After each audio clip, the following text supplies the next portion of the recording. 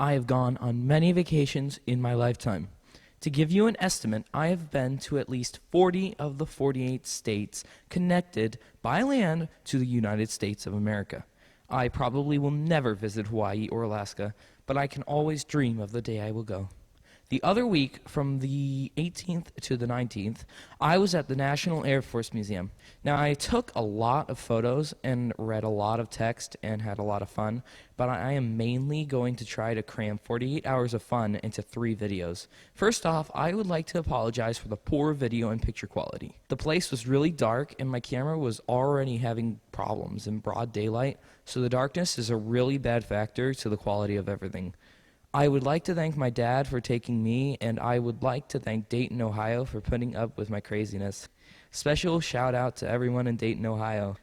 To start off our vacation, my dad needed to finish what he was doing. We started off the drive at around 1 p.m., and we drove for what seemed like hours. Our first destination was Golden Corral, a very popular buffet place. We ate for a while and left with our stomachs stuffed with junk food. Our next stop was the gas station. We figured that since we filled our stomachs with junk food, we should fill our car with ethanol too. Yeah, 'cause that makes sense.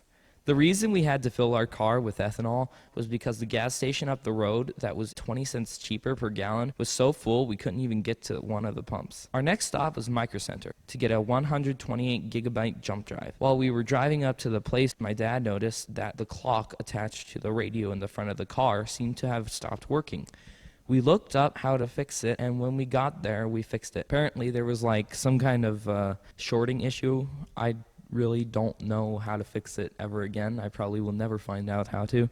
Like, I fixed it, but I mean, like, it was like one of those, you learn it and then you forget it. Anyway, all right, back to the story. As soon as I walked into the store, I was hit with this just wave of anxiety. Like, just whoosh, here, anxiety. I was scared to talk to people. We got up to the desk, and I was trying to talk to the guy, and then, all of a sudden, I'm just hit with this anxiety, and I'm like, I'm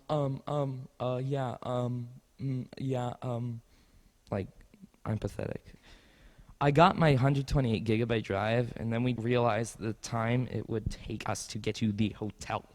3 hours. 3 hours! Are you kidding me? Ah! By the time I stopped screaming internally, we were at the hotel.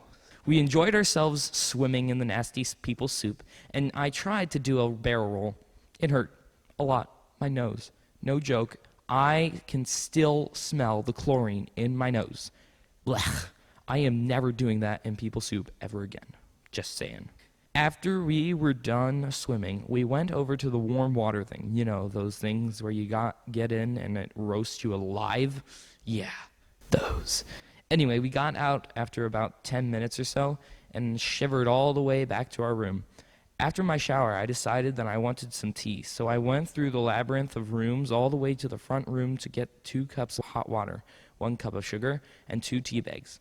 When I managed to get back through the labyrinth, I realized that I really wanted hot chocolate, not tea. Are you kidding me? Ah! So I go back through the labyrinth and ask the lady at the desk for 2 hot cocoa packets. I am really surprised that she had them. I'm glad that the people at Dayton, Ohio are so nice. Like, where I come from and where I live, people aren't really that nice. They're just like, here, have your stuff. Now go away, don't talk to me ever again, jump off a cliff. Wow. Like, no joke, that's how they are. Not all of them, but I mean some of them. Anyway, continuing the story. So I go back through the labyrinth and ask the lady at the desk for 2 hot cocoa packets. As I walk back through the labyrinth with my 2 bags of hot cocoa powder, I reach the room and realize that I need ice. Also, that I would need a cup to hold that ice, to which I have none.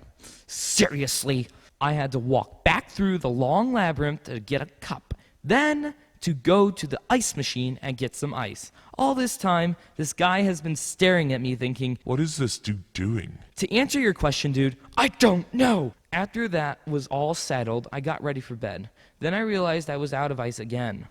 Nope, I'm done. Nope, I'm done. Keep your ice. I'm going. Join me in the next video to hear about my trip to the museum the next day and to see the pictures I took. Also, I am done. I am not getting the ice. Go away, ice machine. No.